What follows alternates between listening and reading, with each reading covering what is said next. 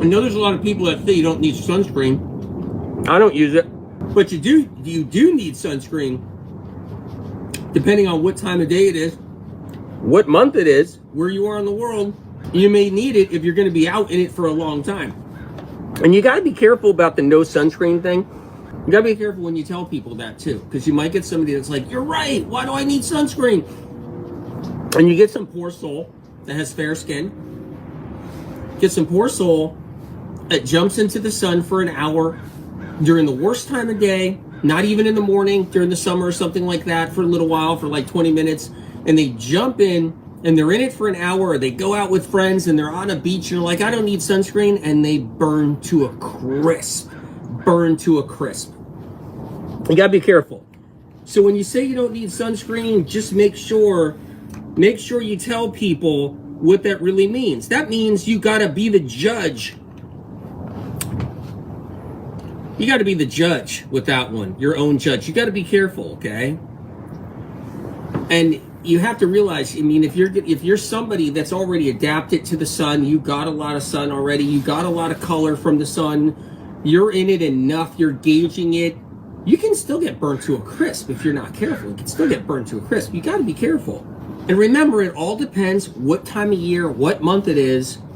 Morning, end of the day, high noon, afternoon. You go into like a dog day afternoon, man, on the beach, and it's a dog day afternoon, and it's hot and it's just pumping, that sun's pumping, and you don't have sunscreen on, or you're not covering yourself. You got to cover yourself. You got to be careful, because you could pre-age your skin.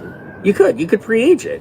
Sunblock, big one right there. Now you want to wear sunblock if you're going to be in the sun.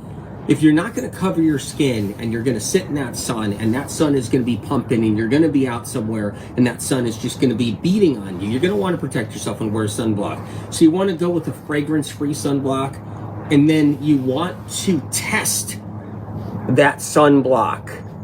You want to smell it. You want to separate it from other things, and you want to take it, you want to smell it, and you'll smell if it really is an unscented sunblock. Sun is healthy. It's healthy at certain times of the day. If you're talking about summertime, full-on sun, you want to do it in the morning. Get 20 minutes of sun in the morning, right when it's at that perfect moment. You feel it get in there really good. And then protect yourself periodically throughout the day too. The end of the day is another time you can do it as well. And you don't have to wear sunscreen for that. You might be somebody, you just don't have to do it. You're taking the medicine just right. You're using sun as medicine, and you're doing it just right for your body. Your own medicine coming from the sun. You're working it into your body properly and carefully. You're not using sunscreen. Well, that's okay. And you kind of gauge it. If you get a little burnt, kind of know that. See that as that sign. So science and research will say, hey, you know, the sun is where your skin cancer is caused. The sun is the problem. The sun is a bad thing. That's what's going on. It's all about the sun causing your skin cancer. Like I said, but you know, why did the sun just all of a sudden go bad or something like that? Like, because skin cancer is more people that don't go in the sun get skin cancer than people that go in the sun. Billions of years go by, and now all of a sudden the sun is bad. Like, just like our genes. So just like our genes went bad. So everything's just going bad, but it's not the petrochemicals and the pesticides and your air fresheners. It's not the toxic heavy metals in your pharmaceuticals that everybody's playing with. Toxic heavy metals in every pharmaceutical. It's not that. It's not the caffeine everybody's drugged on. It's not the drug dealer selling all the caffeine right now, like the mushroom coffees and every other caffeine and chocolate and everything else. It's not any of that. No, it's not the radiation going through the airport. I mean, Jesus Christ, you go through the airport and you get radiated to death. It's not that. No, it's not the MSG and all the natural flavors and all your powders and all your supplements and liquid supplements and all your foods and packaged foods. It's not the natural flavors, that which is straight MSG. It's not the DDT you're breathing in. It's not the asbestos you're breathing in driving down the highway with your window down, and all the asbestos is coming in from the sides of the highway from asbestos breaks for 100 years.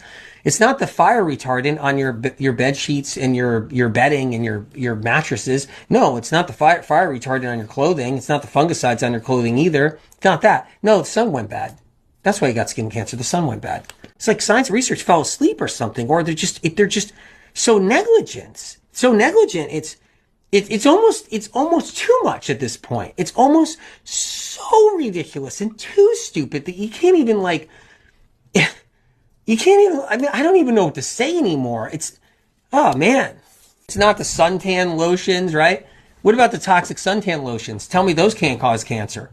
I mean, I'm not saying burn yourself and sit in the sun and get a, but what about the suntan lotions, the sunscreen, right? You know what you do when you go to the beach? Oh my God, I'm choking on cologne, perfume, and conventional laundry detergent and sunscreen filled with toxic heavy metals and chemicals from companies. Let me just breathe in all that suntan lotion. You could be sitting at home and your liver's all stagnant and sluggish with all the toxins I talked about, including the radiation, the DDT, and the pesticides, and the chemicals, and the gasoline you're pumping in your gas tank. We can't run from all this stuff, but that's what I mean. It's like that's where the skin cancer comes from.